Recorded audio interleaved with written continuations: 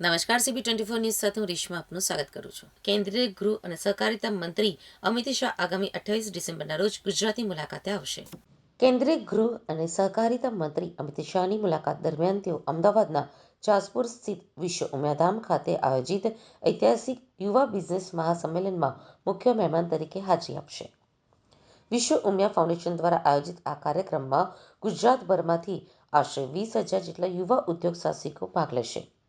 આ સંમેલનનો મુખ્ય ઉદ્દેશ પાટીદાર યુવાનોને આર્થિક રીતે સશક્ત બનાવવા અને વિલેજથી વિદેશ સુધી બિઝનેસ નેટવર્ક સ્થાપિત કરવાનો છે.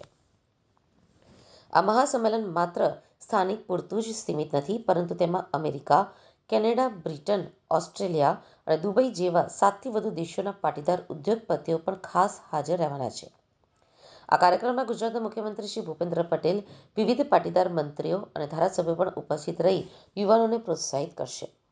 વિશ્વના સૌથી ઊંચા 504 ફૂટના ઉમિયા માતાજીના મંદિરના નિર્માણની સાથે સામાજિક અને આર્થિક વિકાસના નવા અધ્યાય તરીકે આ સંમેલનને જોવામાં આવી રહ્યું છે.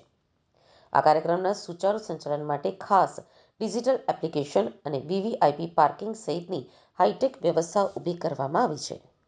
આ બિઝનેસની વાત આવે એટલે દરેક યુવા વર્ગને એમ લાગે કે મારે પણ બિઝનેસ વિશે જાણવું છે, અને એટલા જ માટે વિશ્વ ઉમિયા ફાઉન્ડેશને 28મી ડિસેમ્બર 2025ને રવિવારે બપોરે 3 કલાકે વિશ્વ ઉમિયા ધામની અંદર, કે જ્યાં વિશ્વનું સૌથી ઊંચામાં ઊંચા મંદિરનું નિર્માણ થઈ રહ્યું છે, એ જ સભાની અંદર કે જ્યાં 15,000થી પણ વધારે યુવા મિત્રો અને યુવા બિઝનેસમેન પધારવાના છે, દેશ વિદેશથી પધારવાના છે, અને એમના માટે એક VUF business network application launch થવાની છે.